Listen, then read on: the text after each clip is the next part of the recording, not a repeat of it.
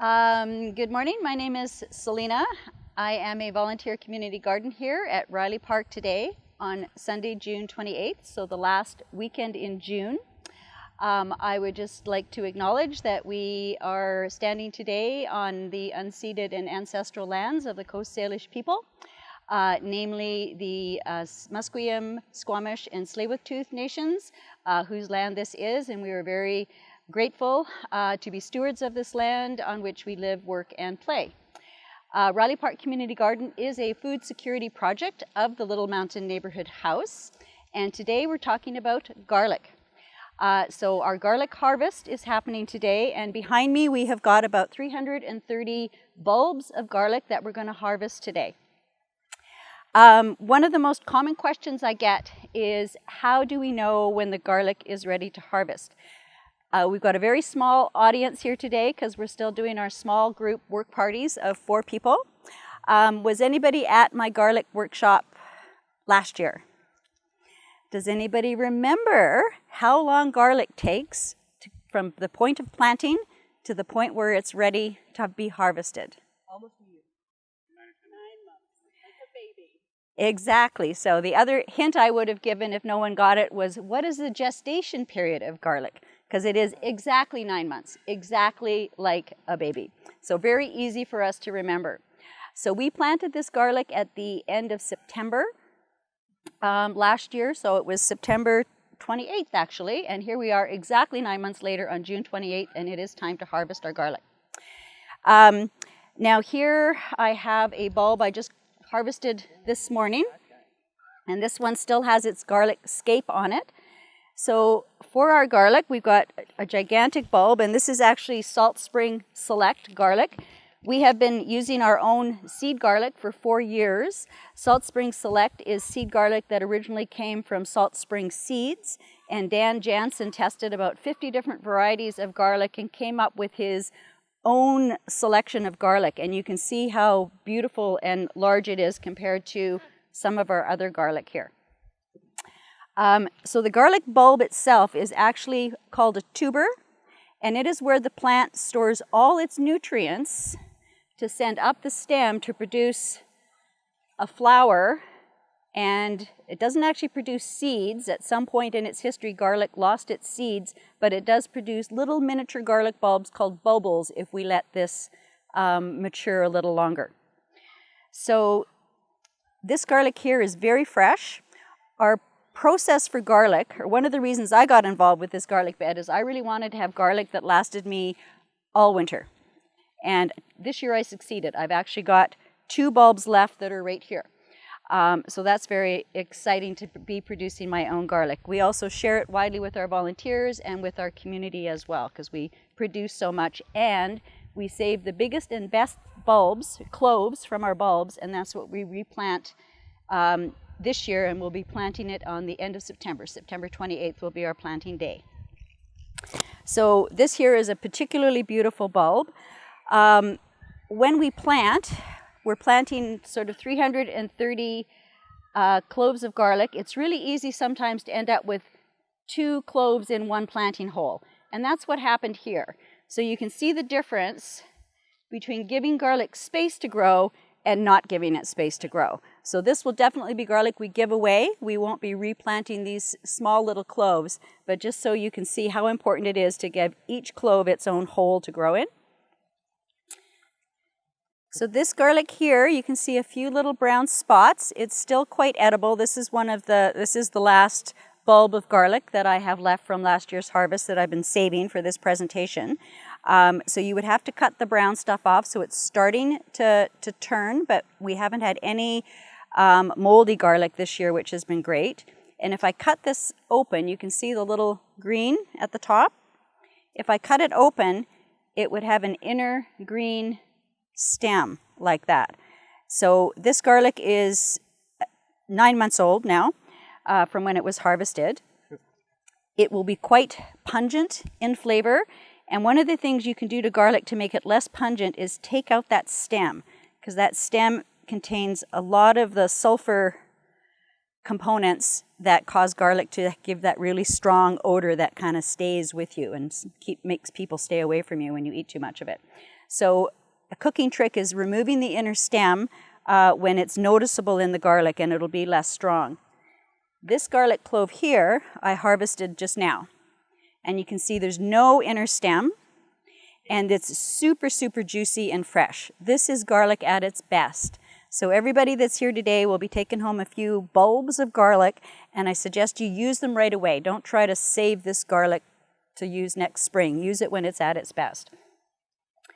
Okay, so this is an older bulb of garlic. I do have hand sanitizer if you wanted to touch things, but when you touch the skins, you can there's a little give because the garlic bulb itself has shrunk over time, over the last 9 months since it was harvested. This bulb of garlic here, I harvested last week and opened it, and it's been drying. So this is red Russian. When we first opened it up, the skins were all white, and with the drying, they've turned its typical red Russian color. And so you can see the difference in the skins. The one that I harvested today, very, very soft, moist. You can actually see moisture in there of the skins. Green stems and very, very soft. In 1 week, it's dried quite a bit. So this drying process is called curing. And curing is a very specific process that you do of drying garlic that you can then harvest your garlic all year long without it getting rot in it. So the curing process is actually quite involved. When we have 300 bulbs of garlic, we hang it outside as long as we can when it doesn't rain. And then at home, we have a studio area in a garage that's not heated. We hang it all, so every single bulb has air circulation. We put fans on it. We're constantly checking it and moving it around. So we've been perfecting this process for the last 3 years, and I think we've really done a good job with it. And then after about 4 to 6 weeks, the garlic will start showing up for work parties again to share with our members. One of the most common questions we get is, when is garlic ready to be harvested? If we know when we planted the garlic, we can use our 9-month rule. But if we don't know when somebody planted the garlic, what would we tell them is the right time to start harvesting their garlic? Audience participation.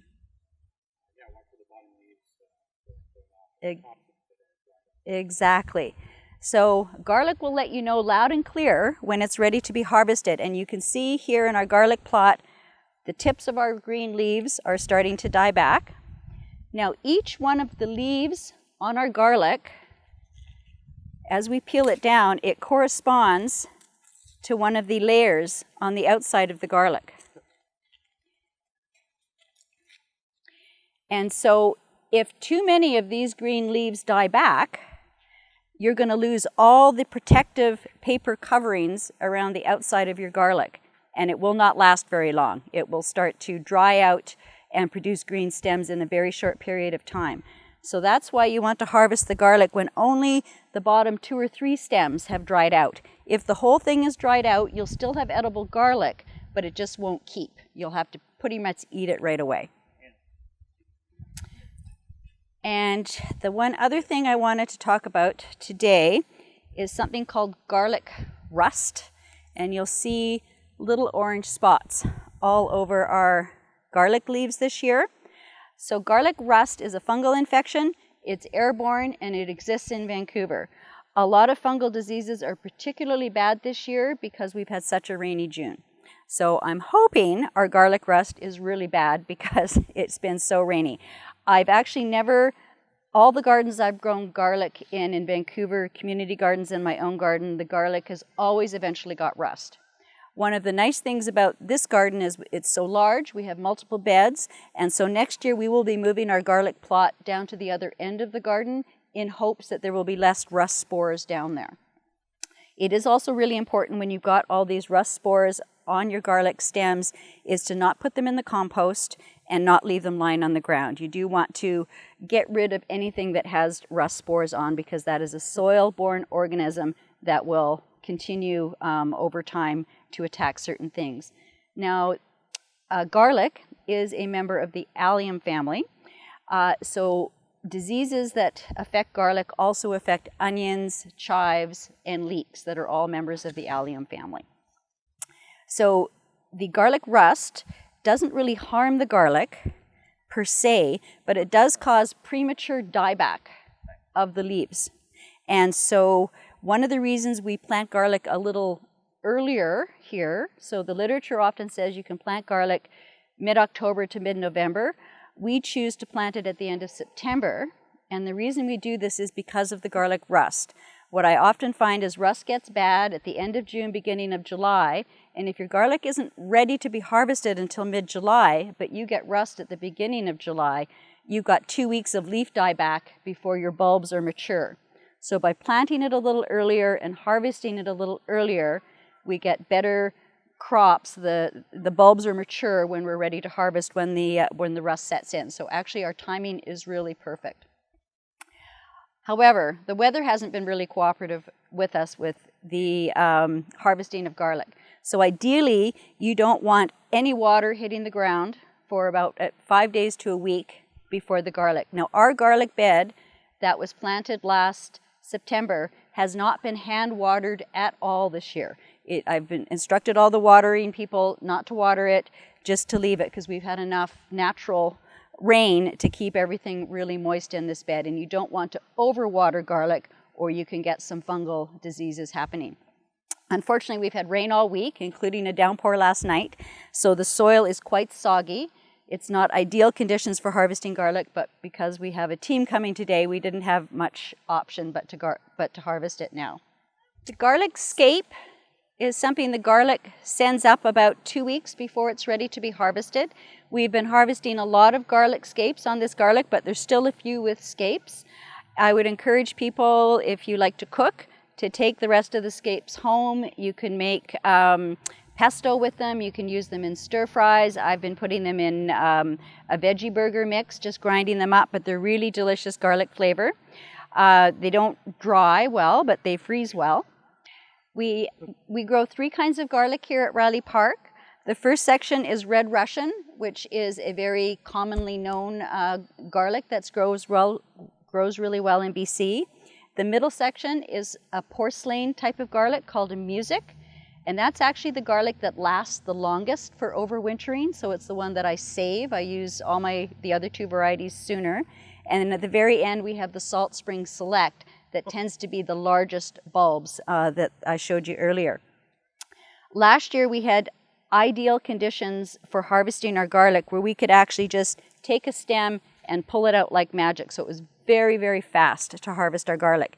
This year, because of all the rain we've had, we're going to have to dig each and every bulb out of the ground very carefully. You want to be very careful when you're digging the bulb out that you're not hitting the bulb with your shovel, because right away you've introduced soil organisms into that garlic bulb and that will not last. So you have to eat that right away, which is fine. Those are the ones we get to eat, but we don't want to do that to too many. So you can figure out the best way to harvest the garlic when you're actually harvesting it, but what I would suggest is loosening up the ground at the edges with a pitchfork or a shovel. Don't put your pitchfork in the middle of the bed, because that's when you're going to start damaging the garlic. I would suggest going about 6 inches beyond where the garlic is and just going down the bed that you're harvesting until you can sort of see the garlic move a bit. If 6 inches is too far away, just go a bit closer, put the pitchfork or shovel at least 6 inches down, and then you start to see the bulbs move like that. So sometimes they'll move quite easily and come all the way up. Since I'm taking all of these home and hanging them at home, I'd really appreciate not having this much soil on the bulbs. Also, we want to keep our soil in the thing. So fairly gently, if you just kind of bang it without banging too much on the garlic itself, because that will make holes in the skin, but you can bang on the roots and get quite a bit of the soil off like that. So that's perfect for taking home. And then again, this end is our Red Russian, so that would go into the container labeled Red Russian. All right, ready to harvest, guys.